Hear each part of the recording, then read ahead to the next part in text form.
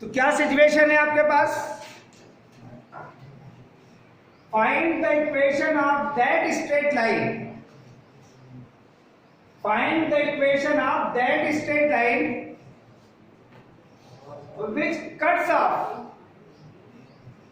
given intercepts from the axis, that means intercept form of the straight line.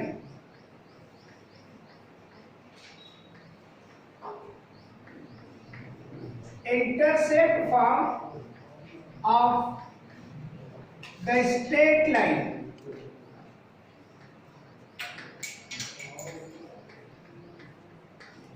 ये second meaning है।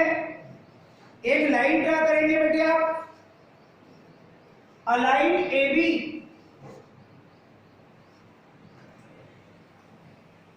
विच intersect from X axis at point A and Y axis at point B, that means it is called line A B.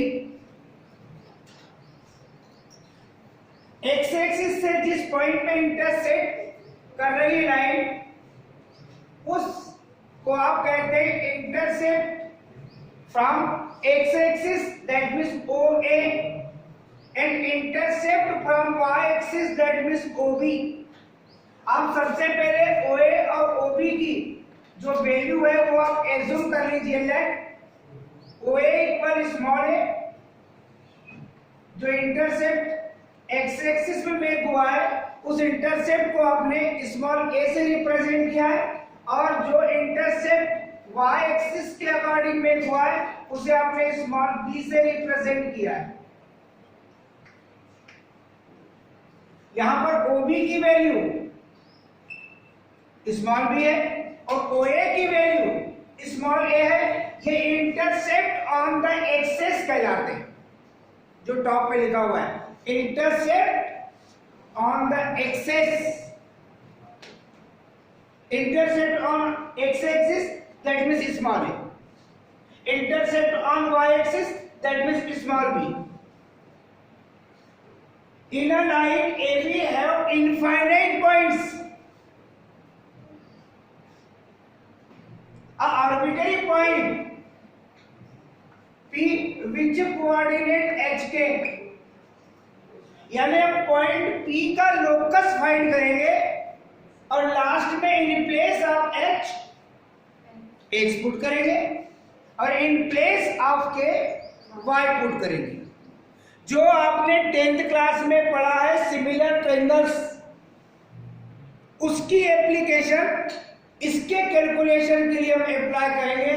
यहां पर जिस line को आप find करना चाहते हैं, फाइनली लास्ट में जो इक्वेशन आपको मिलेगा वो इक्वेशन आपके पास x upon a plus y upon b which is equal 1, यही कहलाता है आपका इंटरसेप्ट फॉर्म। ये आपको लास्ट में फाइंड करना है। और डिफरेंट टाइप के आपके पास इक्वेशन ऑफ लाइन आएंगे। कौन सी लाइन के इक्वेशन को किस टाइप से फाइंड किए थे, अभी आपको वो पता रहा होगा कि y equal mx plus c का कैलकुलेशन आपने किस टाइप से किया था। ऐसा अभी करंट में ही आपको अगर कैलकुलेट करने दिया जाए तो आप सोचने लगेंगे कि सर ने स्टार्टिंग कहां से की थी। और जो कहता है कि मुझे पूरा बन रहा है सर, मैं अभी भी बना के बता सकता हूं, वो मुझे बता भी सकता है कि सर मैं बना के दिखाऊंगा, तो उसको कहीं अकेले बिठा देता हूं। टाइमिंग आपके पास पूरा है मेरे जाते तक का। कोई है ऐसा स्टूडेंट जो y equal mx plus c का कैलकुलेशन करके मुझे पूरा टोटल ही बता दे? है कोई? तो कोई नहीं। मतलब इसका क्या है कि आपने केवल इतना पढ़ा है कि हमें इक्वेशन पता है, बस उसको कैलकुलेट कैसे करना है इसको हम कल चेक करेंगे। जो स्टूडेंट इसे कल कैलकुलेट करके बताएगा लास्ट के 5 मिनट्स में, बस वही ठीक है। तो यहां पर आपने क्या देखा, जिस इक्वेशन को आपको फाइंड करना है वो है आपके पास x upon a plus y upon b which is equal 1। आपने लाइन AB पर एक आर्बिट्रेरी पॉइंट PHK एज्यूम किया है, दैट मीन्स पॉइंट P से आप परपेंडिकुलर ड्रा करेंगे PM, perpendicular to X axis, जिसकी मीनिंग होगी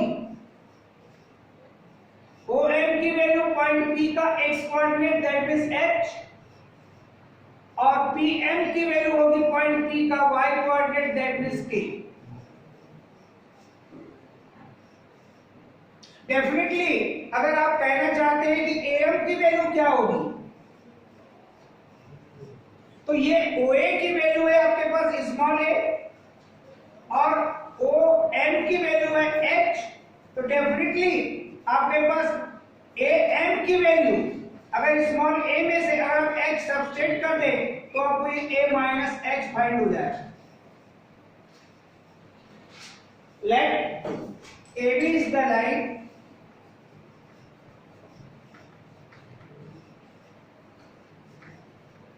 which intersect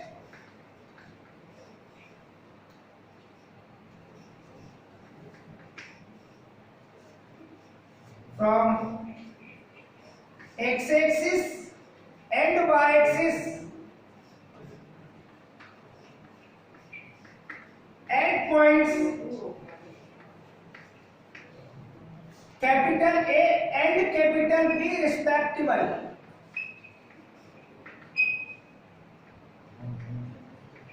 That means x axis को फर्स्ट पॉइंट A में इंटरसेक्ट कर रही है और y एक्सिस को सेकंड पॉइंट B में इंटरसेक्ट कर रही है, इसकी मीनिंग होती है जो हमने रिस्पेक्टिवली लिखा है यहां। फर्स्ट टाइम x एक्सिस तो point A, second time y axis that means point B। आप ऐसा भी ये भी राइट कर सकते हैं, तो यहां पर आपको चेंज करना पड़ेगा। Here let OA intersect from x axis small a and OB intersect from y axis that means small b। ये आपने एज्यूम कर लिया है।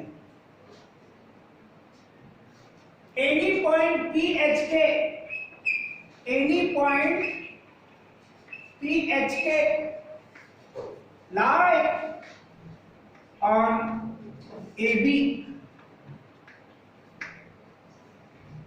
and PM perpendicular to x axis, तो इसकी मीनिंग होगी OM की वैल्यू पॉइंट P का x coordinate that means h and PM की वैल्यू पॉइंट P का y coordinate that means k। Clearly आप कह सकते हैं AM की वैल्यू अगर आपको चाहिए, ये रहा आपका AM,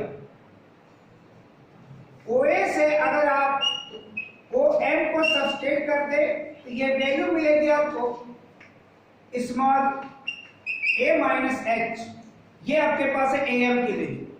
अब आपने पढ़ा है 10th क्लास में सिमिलर ट्रायंगल्स। ट्रायंगल देखिए आप AMP, ट्रायंगल इन triangle AMP and triangle AOB। एक AMP AOB ये टू ट्रायंगल है, इसमें देखेंगे तो आपको मिलेगा angle A equal angle A बाय क्या बात, कॉमन एंगल। दूसरी इंपॉर्टेंट चीज angle AMP which is equal angle AOB which is equal 90 degree. That means इसकी मीनिंग क्या होगी, ईच राइट एंगल लिख दो। राइट एंगल की मीनिंग ही होती है 90 डिग्री। अब आपने पढ़ा है सिमिलरिटी,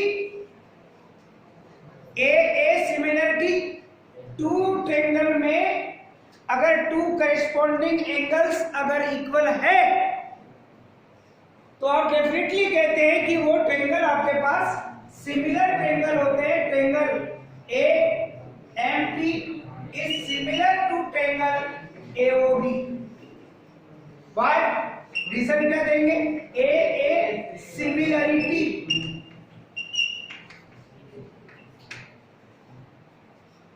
टू ट्रायंगल में फर्स्ट ट्रायंगल के टू एंगल्स, सेकेंड ट्रायंगल के टू करेस्पॉन्डिंग एंगल्स के इक्वल हो तो वो ट्रायंगल सिमिलर ट्रायंगल कहलाते हैं। सिमिलर और कॉन्ग्रुएंसी में डिफरेंस है,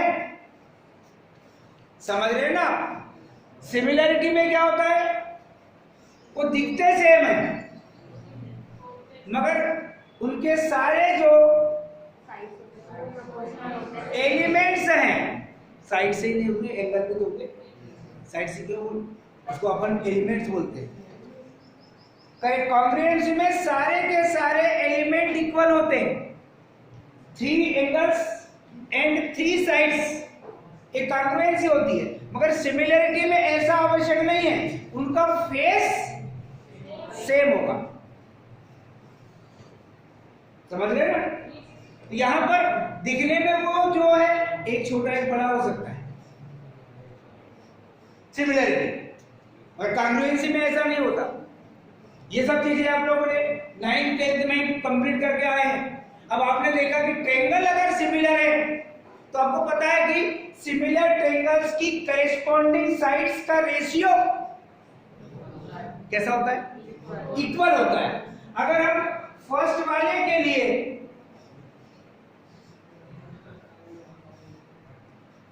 AM लिखें तो इसकी करेस्पॉन्डिंग साइड को देखें आप, इसकी करेस्पॉन्डिंग साइड है आपके पास AO लिखो या OA लिखो, और इस फर्स्ट ट्रायंगल को आपने लिया है, इसकी साइड अगर PM देखें आप तो इस PM की करेस्पॉन्डिंग साइड होगी आपके पास BO, और थर्ड साइड अगर आप देखना चाहेंगे इसकी तो ये AP होगी, तो ये आपके पास AB होगी। उसकी आवश्यकता यहां नहीं है क्योंकि उसकी कोई वैल्यू नहीं है, यहां पर यूज ही नहीं है। तो ये करेस्पॉन्डिंग साइड्स का रेशियो इक्वल होता है कब? जब ट्रायंगल आपके पास सिमिलर होते हैं तब। अब इसमें वैल्यू पुटअप करेंगे बेटे PM की, तो PM की AM की वैल्यू आपने कैलकुलेट करके रखी है, देख लीजिए कितना है, A minus H upon AO की वैल्यू स्मॉल a,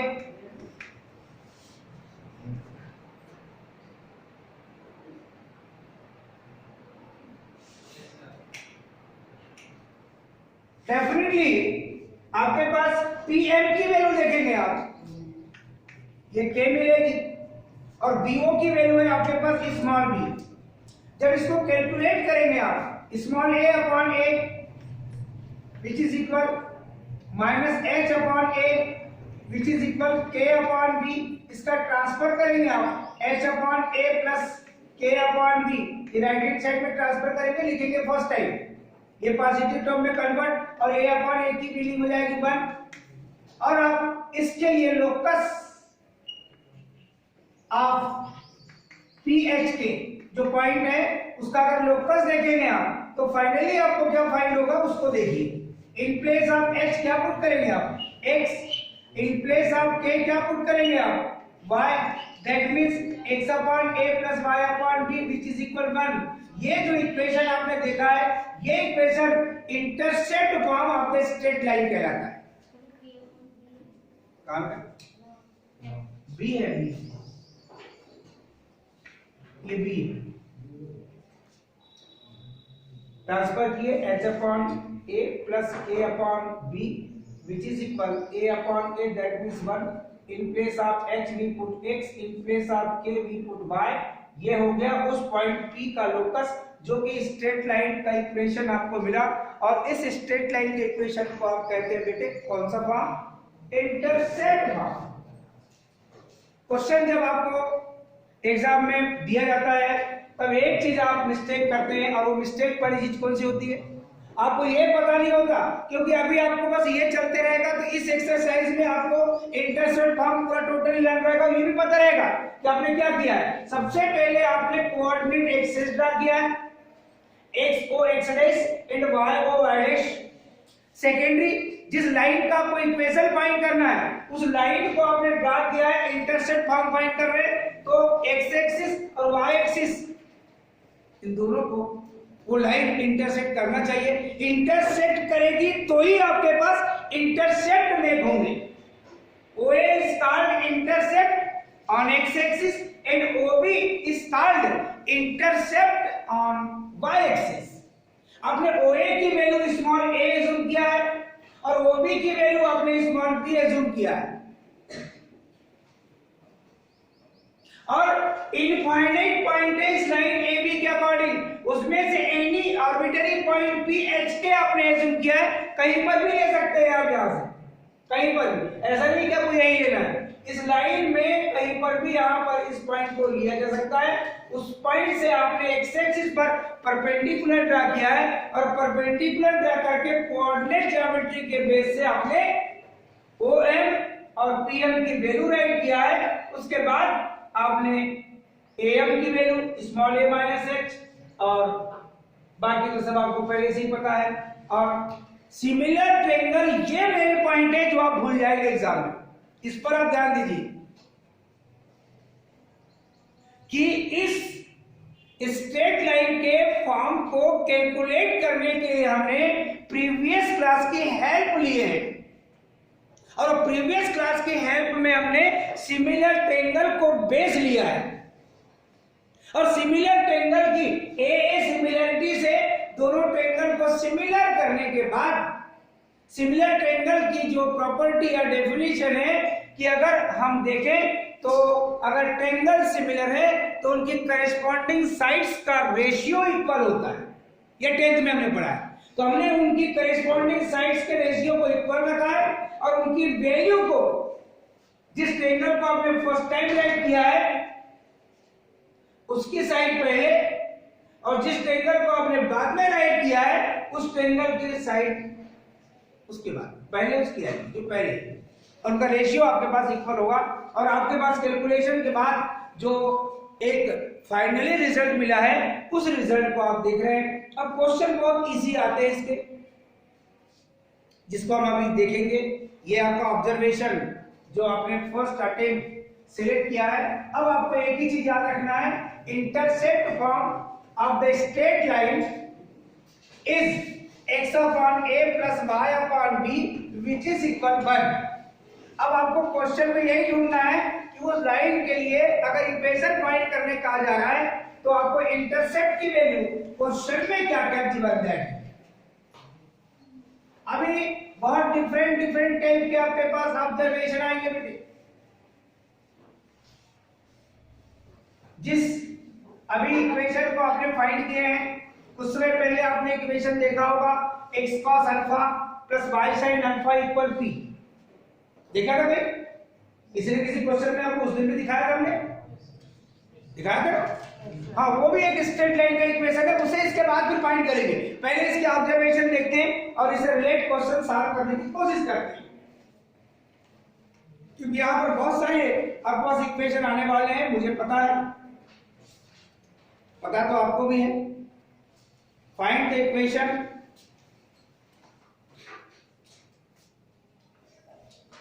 अब आपको ऑब्जर्वेशन में यही लाइन रखना है, x upon a plus y upon b which is equal 1। Find out the equation.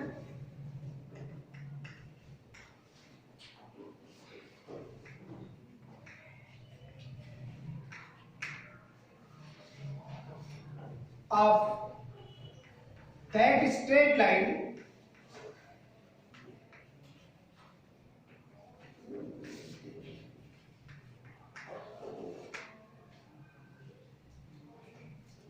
which cuts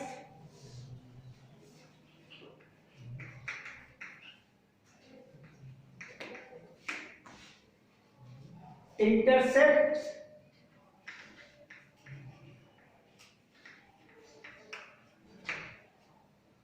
from axes अगर लिख रहे हैं आप तो ये दोनों एक्सिस की बात कर रहे हैं, x axis and Y axis, 5 and -2 respectively.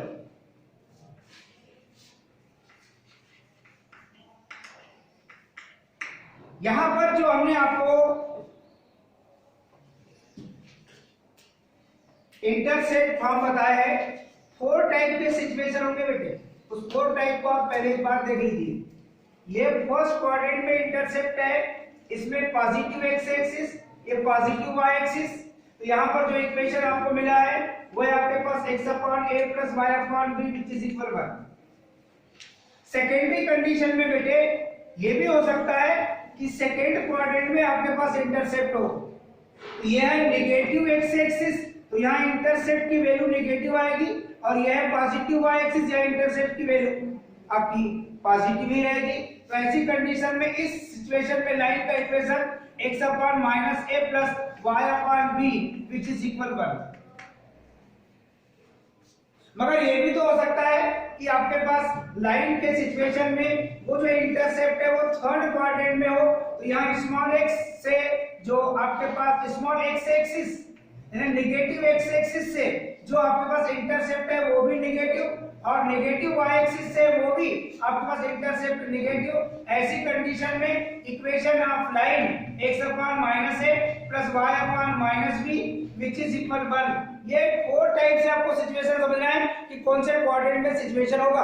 अगर आप इस कंडीशन को ऐसा देखना चाहते हैं कि आपके पास वो ये भी हो सकता है कि 4th क्वाड्रेंट में इंटरसेप्ट हो, दैट मींस ये आपके पास स्मॉल a पॉजिटिव होगा, मगर यहाँ नेगेटिव y एक्सिस के अकॉर्डिंग जो इंटरसेप्ट फ्रॉम y एक्सिस है वो नेगेटिव होगा।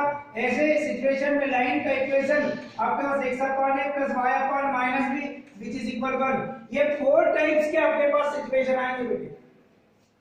अगर इसको देखें आप, यहाँ a की वैल्यू आपको पॉजिटिव दिख रही है और b की वैल्यू आपको नेगेटिव दिख रही है, तो ये कौन से क्वाड्रेंट के अकॉर्डिंग होगा सिचुएशन? फर्स्ट क्वाड्रेंट कहां हो जाएगा?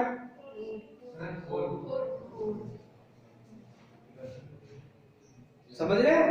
हाँ, इस बात पे भी ध्यान देते हुए आपको चलना पड़ेगा। इंटरसेप्ट फॉर्म आपको 4 टाइप से मिलेंगे।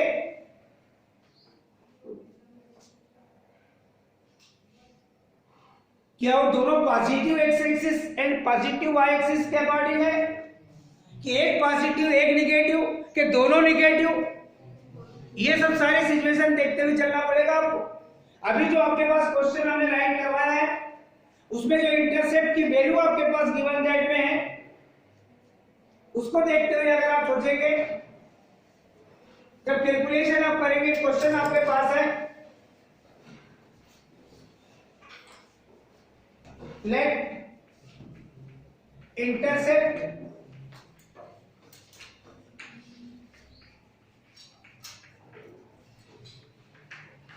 from x axis is small a and intercept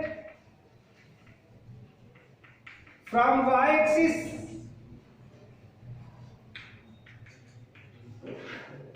is small b, then equation of line x/a + y/b which is equal 1 according to question के अकॉर्डिंग स्मॉल a की वैल्यू है 5 एंड स्मॉल b की value है बेटे -2 जो question में है।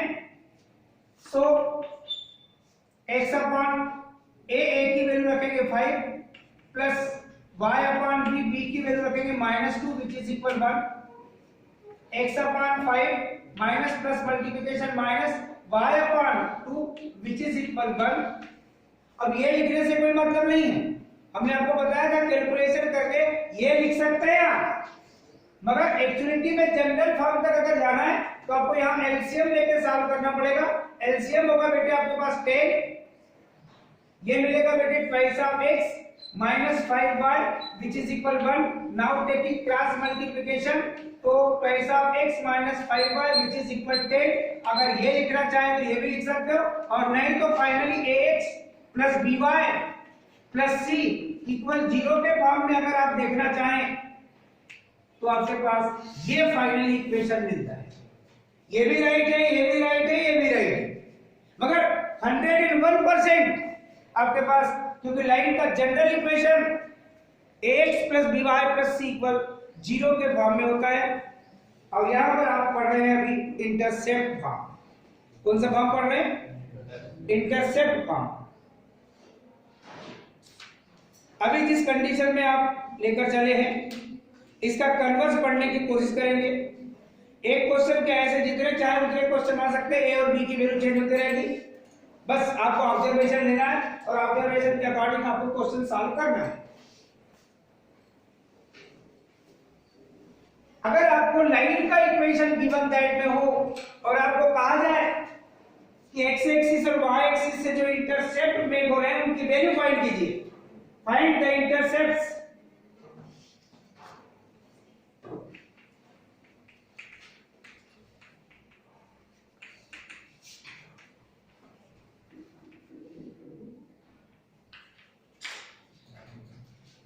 Cut from the axis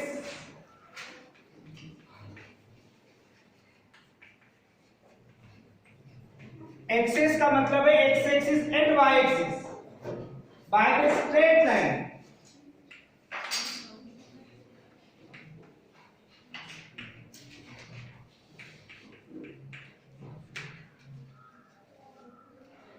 और स्ट्रेट लाइन है बेटे आपके पास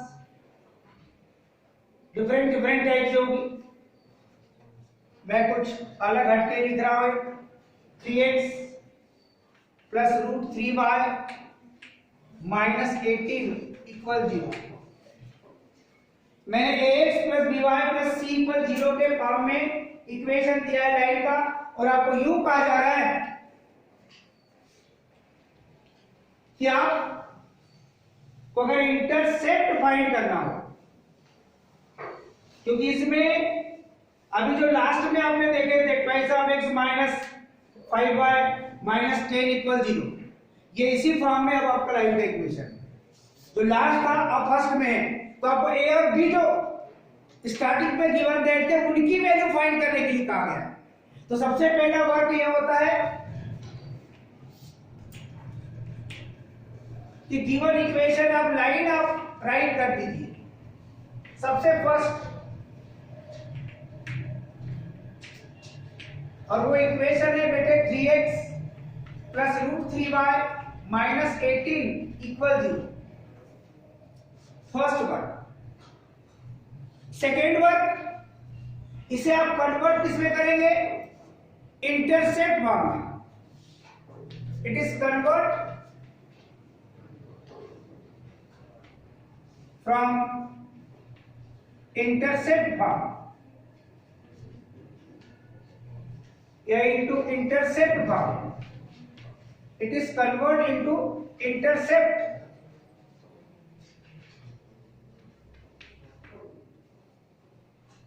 Intercept form that means intercept form में बेटे x upon a plus y upon b which is equal 1 में कन्वर्ट करना है।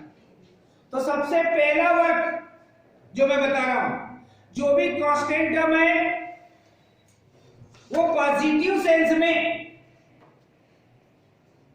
अदर साइड ले जाने की।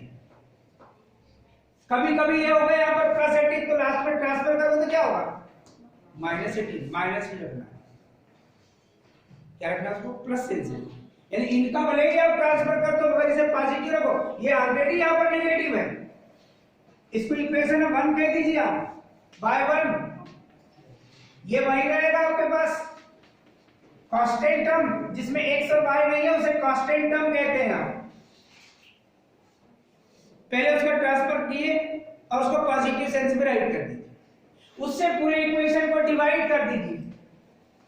सेकेंड नेक्स्ट स्टेप में उस कांस्टेंट टर्म से आप पूरे इक्वेशन को डिवाइड कर दीजिए,